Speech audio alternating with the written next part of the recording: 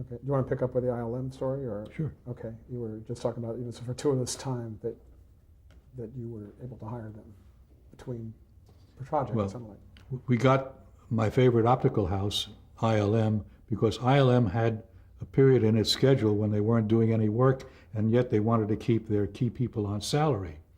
So I was in the bidding process. ILM's bid was lower than the others by hundreds of thousands of dollars, by $300,000-400,000, and we got what we wanted the way we wanted it, and it was terrific. You know, with now people are used to the fact that when you see an optical effect, it looks pristine and pure. The image is good. It's like you're just photographing for the first time, not having been worked upon. But in the old days with film, every time you made a dissolve or you'd lose a generation, if you follow me. You'd lose the sharpness of the image. It would start to get mealy and spread out, and the more pieces you had to put into one total matte shot, for instance, the worse the image grew. And I was pleased never to have to go through those days again. At the time Next Generation started, Star Trek had become kind of a legendary show, and also a series of movies had begun to be released, but all revolving around the original cast members. So now, what was the challenge with the new series and a completely new cast of characters in terms of how the fans might accept that? I went to a convention in North Hollywood at Universal because of that very reason. I was concerned, because I'd heard rumors that the fans are complaining that we're ripping off our own show. That was an exact quote: "You're ripping off your own show." And I went and I spoke to the fans and I said, "Don't judge us beforehand. Judge what we turn out. I think you're going to like what we've done." And I brought, I shouldn't admit it, but I brought kind of a gag reel, and which Paramount later got very PO'd about and told me not to do that again. So I think the word went out, you know, everybody knows what everybody's doing in no time at all. So the fans kind of subsided for a while until the show came on the air, and then it was, you know, no doubt that eventually that it was a great show in its own right. Some people held out for a while, but even eventually they caved in and said, yeah, it's a good show. It's not as good as the first, you know, the first go around, but whatever is, you know, first loves. Why was the decision made to produce a show for syndication rather than for a network? Well, Paramount wanted to make more money with the show. That's the reason. And our ratings were really outstanding for a syndicated show at that time. We were the hit show of the season. Good feeling to get you know, to finally get some good ratings. Do you have a favorite episode? You were on the show for the first season, right? Anything Yep. that's memorable for you? Yeah, practically all of them. A little bit of some. There were some dogs. The Big Goodbye is one that I have a note on here. Oh yeah, you know, we got whatchamacallit, I've got the award in my drawer over there. I forgot the name of the award. It's very prestigious. The Peabody? The Peabody, yes. Got the Peabody for that episode, and I was very pleased. Let me see if I can find this. County 4 point to make it now. There were some dogs. None have gone before. The Last Outpost was kind of interesting, weird. The Big Goodbye, that was the show we got the Peabody for, and it was a terrific show. It was really, the writer was Tracy Torme, who was Mel Torme's son. He was a wonderful writer. Let's see. Heart of Glory was very interesting. Klingon kind of a show. I brought Joe Stefano to Star Trek Next Generation, and he wrote a show called Skin of Evil. Oh, yeah, Paris, the Neutral Zone, Conspiracy. Excuse me, I like conspiracy. Those squirmy worms. So, What about the idea of having a Klingon on board the ship? Tell me about that. I'm guilty. I sent Gene a whole mess of memos about the creative areas of the show, and some of which he used and some of which he didn't. I wrote a memo to him saying that about the subject matter was Klingon Marine, and I said, we should have a Klingon on board the ship, and Gene didn't get what I was driving at first. He said, "Oh no, Bob, we've been all through that. We don't need Klingons. You know, we move on past that." I don't want to repeat myself. And I said, "But Gene, think of what it means." And like the light bulb went on over his head, and he said, "Yeah, we'll have a Klingon on board." And that's how it happened. I made a suggestion that took, and I think it was a good suggestion. I think one of the most popular characters was the character played by LeVar Burton. Did you have a hand in that casting decision? I had a hand in the casting of it. I didn't have a hand in creating the character. I mean, Gene did that. But having worked with LeVar on another Unsold show prior to this, I knew that he was the one for the role, and if we brought him in, he'd wipe out the competition. So we did have a reading with him, and I purposely did not attend because I didn't want to exert any pressure, and I didn't want people thinking, "Oh, it's a shoo-in," because people knew that I liked LeVar. So I stayed out of it, and he wiped out the opposition. There was no doubt that he should play that role. So, and he's a great person. Tell us about briefly the book that you wrote about Star Trek. Oh, well, I co-wrote it. And what the title is. The title of the book is Inside Star Trek, The Real Story, and written by Herbert F. Solow and Robert H. Justman. And it's 400 some odd pages long of tiny print with lots of pictures and a breezy attitude. And that's what it is. It was published in May or June of 1996 and followed a year later by the paperback edition. It's known as the trade something or other. And we had a lot of fun writing it, and it practically wrote itself. And we could have gone on for many more pages, but it was, better to leave them wanting. Why don't we end this chapter about Star Trek talking about the legacy of Star Trek? What do you think the legacy of Star Trek has been and continues to be? And I mean, not just necessarily the original series, but the whole Star Trek phenomenon. Well, you have to talk about what the show is all about. And it's really all about morality. It's a morality play.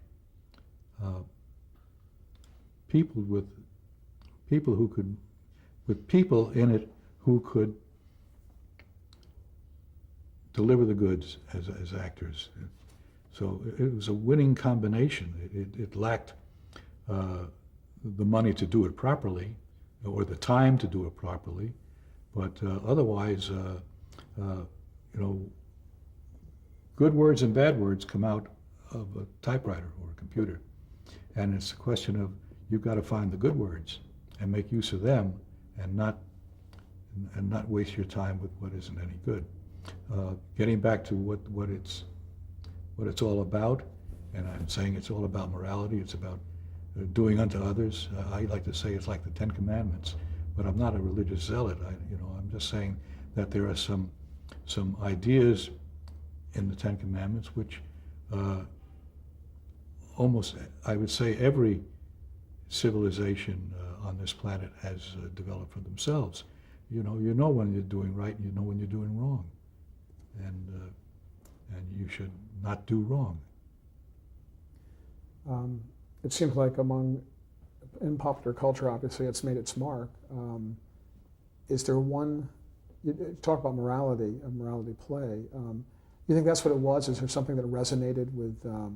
I mean, I know a lot's been written. Tomes have been written about Star Trek and its effect on the fans and what it means. But the really hardcore fans seem to really want to live by what they have learned in Star Trek. How do you see all this? I mean, I know that I've heard William Shatner be bemused about it, but how do you look on it looking back now on all this? Looking back on it, I see that we should not have closed minds, that there's nothing wrong in fandom.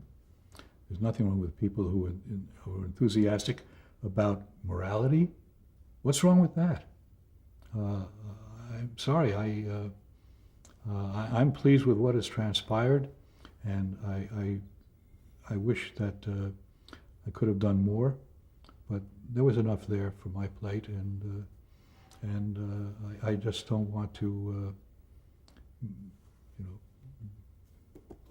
I don't want to, I'm not looking to grab any laurels. I'm just pleased with what I was able to help occur. Okay. Let's back up and pick up from when you ended the original Star Trek in your producing career. You went on to do a show called Then Came Bronson, which had sort of a cult following. It was, tell us about that. How did that come about, and what was your experience on that show? Herb Solow, who was in charge of television at MGM by that time, after he left Paramount, he went there, had developed this project amongst certain others, such as Courtship of Eddie's Father and Hospital. Then Came Bronson was a marvelous pilot to work on. It was very beautiful, and it wasn't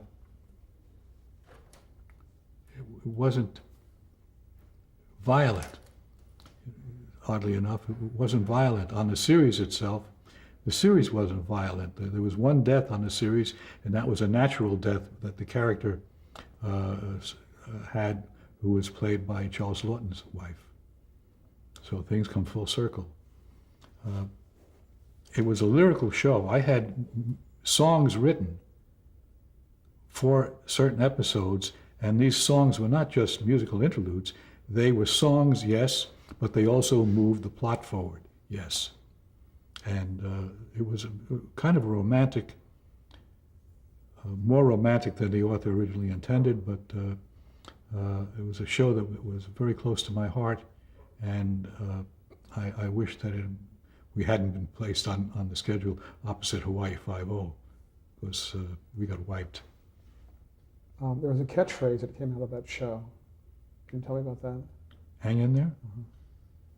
It became very popular, and everyone picked it up. It was on posters. And well, that wasn't scripted. That was I think it was used. Michael Parks dropped that line in, I think it was the 2-hour movie version, pilot, 2-hour movie pilot version of the show. And it just, my contribution to the show was, aside from, the very ordinary contributions of a producer, was that I designed the triangle with the all-seeing eye. And I've got some of them in my desk drawer to this day. I'm going to mention just a few titles of series, and just let you, speak about them as you wish. Okay. These are shows from the early '70s. Assignment Munich. That was a pilot movie starring Roy Scheider and a few other people. It was shot. We shot it in Munich for MGM, and finished on schedule, and turned in a really good piece of television. And I finished out my sojourn in Munich by by driving with the art director to his home just outside Vienna after the shoot was over. And then he took us around, he and his wife took us around Vienna, and we got to see a lot. It convinced me that Munich was the wrong place to shoot the series, even though we shot the pilot in Munich, and so I said Vienna's the place, and I was scheduled to do the show, but it kept on getting postponed because Roy Scheider didn't want to do the show. He discovered that he was a star, and he hadn't known it when his agent made the deal for his services on this particular show. So they kept on getting delayed, and I wanted to go to work, so I took a job at I think it was at Warner Brothers with Leslie Stevens, and called something or other, and they went on to shoot Assignment Vienna with a different leading man. I'm having a project called Search. That was the project that I went on to. It was a show that was kind of almost sci-fi. It had 3 revolving stars: Tony Franciosa, Doug McClure, and God, what's his name again? Hugh O'Brien. Hugh O'Brien. And each one of them alternated, and Burgess Meredith was in every episode, but he was the brains back at headquarters. You know, Burgess Meredith was, a fabled actor. And there were some idiosyncrasies amongst the cast, but it was a show that puzzled me at times. I think it was kind of empty, and better than Leslie could it would have been better if Leslie had been able to give more time to it. So I produced that. 1974, Planet Earth. Again, a slow, laborious approach by Gene Roddenberry, which I shan't go into now, but it was a pilot. We shot it at Warner Brothers. Starred John Saxon and sundry assorted artists. Very good cast. It was just, and the premise was kind of interesting, but it was something that Gene was rather entranced with, which was women in charge and men their thralls. And I don't know, should I say mercifully didn't sell, but mercifully it didn't sell. Okay. You hadn't had you worked with Gene since the original Star Trek when this project came out? No, I hadn't. This was the first time I worked with him since the original Star Trek. But I had, we saw each other from time to time socially, and he and Majel, and so that's it. And then the next time I worked with him was Next Generation. Okay. The Man from Atlantis. That was a Herb Solo project, and he was exec producer and I was producer, and we hired a young unknown to play the lead. And young unknown was kind of NBC, I think it was NBC, we're kind of worried about it because they thought he was too skinny to be, this. And they kept on sending over muscle man types to us, as if they were casting our picture for us. And these guys couldn't say their name. All they could do was, strike poses. For a while, we thought we were going to have the guy who eventually played Superman in the movies, Christopher Reeve? Yeah, Chris Reeve. Because he came and we met with him, but it didn't pan out. So then we found our leading man, and the question was, how do we sell him to NBC? Well, we had him do some self-training in the director's pool, Lee Katz's pool up in the hills here, and start on the weights. And when we sent him to be interviewed by the people at NBC, the people who would say yes or no, we had him outfitted with a long sleeve sweater, kind of a nautical looking sweater, and there was padding in there to make him look bulkier. And luckily they said yes, and he was a very good leading man. Very good. I did that pilot.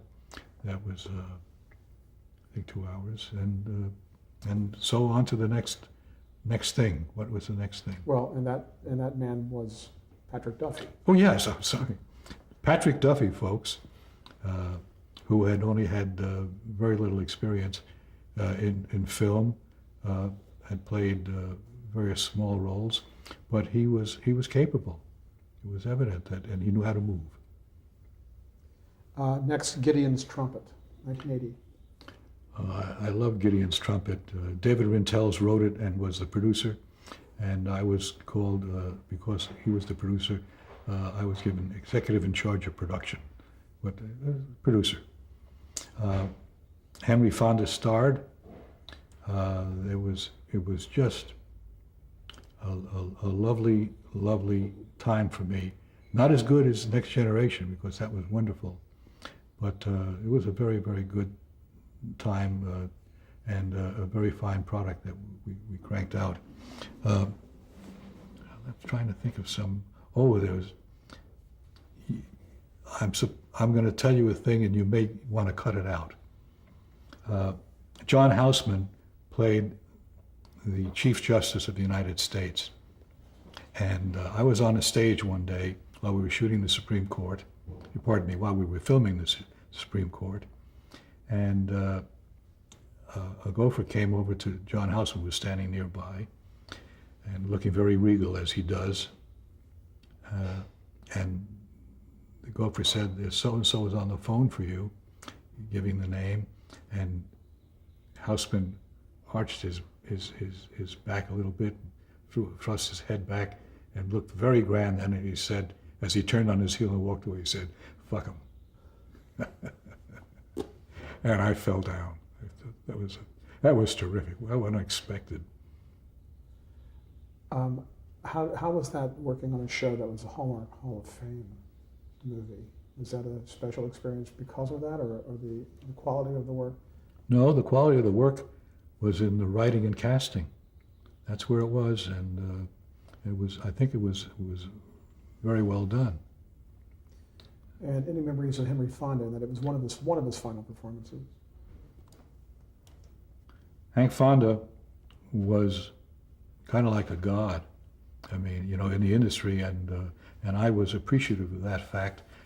In fact, I got to shake his hand, and I felt kind of like a fan. He was very kind, very gracious. Nothing was too much of a problem. And David took a tremendous chance by going without. He wasn't able to insure Fonda. He was uninsurable, and so which meant we didn't have second money. And David financed the thing out of his own pocket, the overage. And so he took a big chance, because if something happened to Hank Fonda, the show would be over. This is David Rintells? Yes. Okay. David Rintells, who was a former president of the Screenwriters Guild of America West. Okay, I'll give you some more titles of series. We're in the 80s now. McLean's Law. McLean's Law was, I thought, a very, very fine detective show series. It was more true to actual police work than anything I've ever seen or worked on. Could that be because I was a reserve police officer? My co-producer had been a deputy sheriff of LA County, and the head of the writing department, Steve, was a former deputy chief of LAPD. So we got it authentic, if nothing else. And I thought it was just terrific. I keep on saying that, but it was beautifully done, and it should have gone on to another season or two. James Arness was in that, right? James Arness was the lead, and he actually lives around the corner here. I won't give you the address, but that's where he lives, and we don't bother each other. Very nice man. Emergency Room. That was a pilot shot on tape, but shot movie style, single camera, and directed by Lee Katzin. And it had, it was a nice show, but it had no chance. So much for that. Is that the first time you had worked with LeVar Burton? That was my first time with LeVar Burton, and his car, I remember on location, his car got broken into, and he was very upset about that. Okay, and that was 1983. 1984, Force 7. Force 7 was a spin-off of the Chips motorcycle series. It was a spin-off, and it starred Fred Dreyer, the ex-Ram player, and various other people, and it was weird. That's all I can say. But I worked on it for my friend Eric Bercovici, and in fact didn't charge her for my services. 1985, Magruder and Loud. Magruder and Loud was interesting, albeit a hardly believable cops and robbers show, in the fact that you have a married couple who aren't allowed to be married to each other on this police department, and so they go home and they each have different ways to get into their apartment so they can be together. And but the actual story, the stories were quite good, and had some excitement to them, and so forth. And another show bites the dust. 1986, Dark Mansions. Dark Mansions was an Aaron Spelling production. It was a pilot that didn't make it. It was the lead was Loretta Young at first, and Aaron decided that she was not right. Or someone decided. Anyhow, she was out, and so that was the second time I sort of worked with her, because I went to her house to do things. Everything was still very ornate, and the whole world revolved around her. And I think Aaron realized that would take forever to complete the show if she did it. So. Okay, let's reload, and we have maybe just